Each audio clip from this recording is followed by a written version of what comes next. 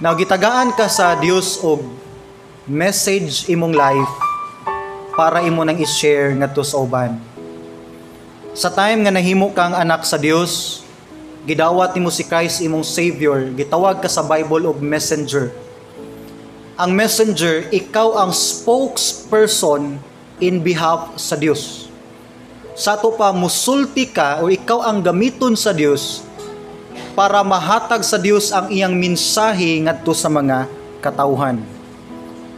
Behind the scene, nay usa ka person nga dili ganahan nga imo ning buhaton.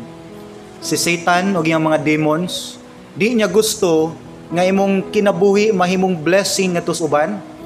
Di niya gusto nga mahimong powerful nga impact imong life ngadto sa uban. Kabalo kaon say ginahimo ni Satan, ginatagaan kanyang inputs nga wala may interesting part sa imong life nga kinahanglan nimo i-share sa uban. Dili man inana kanindot imong kinabuhi, kinsa man ka nga mahimong maayo nga impact imong life ngadto sa uban. Munay tingog ni Satan. Pero hinumdumi, dili na mao ang purpose sa imong life. Ang purpose sa imong life mo nang lain tag background sa life. Tud kay naay mga nagkalinlain pud nga tawo nga nagkinahanglan sa experience imuhang kinabuhi. Nining buntagan ay 3 major aspect sa imong life nga pwede nimong ma-share sa ubang tao. Sugod tas number 1, your testimony. Ang imong testimony, isa ni ka-powerful kay nga tool nga gamiton nimo sa pag-share sa ubang tao para ma-win ilahang kinabuhi diha sa Ginoo.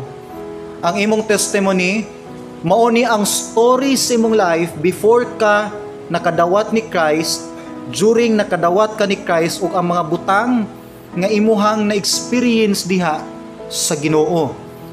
Sa nahimo na kang Kristohanon, dun nanay duha ka volume imong life. Volume 1 mo ni imong old life nga wala pa sa Ginoo, ug ang volume 2 mo ni imong new life nga naa na sa Ginoo. Ang atong kalibutan natay gitawag og 7 wonders of the world. Bisag isa lang ani nga mga wonders maadtuan siguro nako, murag kontento na kay ko sa akong kinabuhi. Now, unsay mong buhaton kung makaadto kag mga dapit nga nindot kay mo experience? Sa atong time karon, imo yung i-share sa Facebook. Magpa-selfie siguro ka, magpa-picture ka, imong ibutang sa imong My Day, imong i-tweet sa imong Twitter, imong i-post sa imong TikTok account, imong ipahibalo sa tanan nga nakaadto na kanining dapita. Basta ang dapit, nindot kayo gihatag nimo nga experience. Imong i-convince ang mga tao nga adto ta didto nindot kaayo, usay gani exaggerated pa ta. Grabe ka tong explanation no nya ang reality di ay dili na gyud kanindot. Tungod kay naka-experience tag nindot kayo ug by human nature gina-share gid nato na sa uban. Unsay imong nindot nga experience ni Christ? Sukad na himo kang Christian ug follower ni Christ, na ba kay nindot nga experience ni Christ?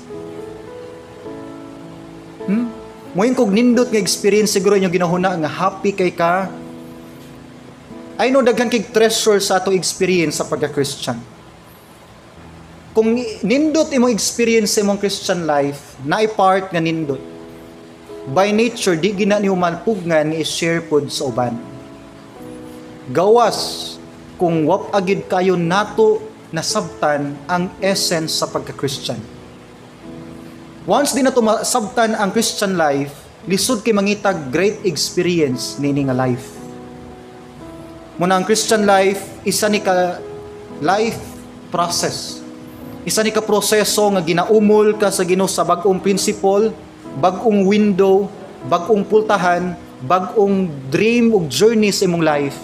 It's a process good. Common question sa mga bag-ong nahimong Christian, bag-ong follower ni Christ, daghan kayog mga questions kasagaran. Now ingon ang Acts 1:8, naigingon dinhi si Dr. Luke. Ingon dinhi ang saad sa Dios sa damisaka si Christ na sa langit. Ingon siya, pag-stay sa Jerusalem, ayaw sa mughawa, hulata sa ninyo ang power sa Holy Spirit. Ingon si Christ, you shall receive power when the Holy Spirit has come upon you, and you shall be witnesses to me in Jerusalem, in all Judea and Samaria, and to the end of the earth. So ingon ni Christ, pabilin mo sa Jerusalem, mahimo mong witnesses nako. Unsa maning witness? Sa korte, ang trabaho sa usa ka witness, i-interrogate na siya sa attorney. Ug ang trabaho sa witness, dili siya kinahanglan makig-argue, makiglalis. Simply mo share lang siya unsay iyang nakita, nadungog ug na-experience. Mao na witness. Ug ang point din ni Christ, gusto ni Christ mahimo kang witness para ni Jesus Christ.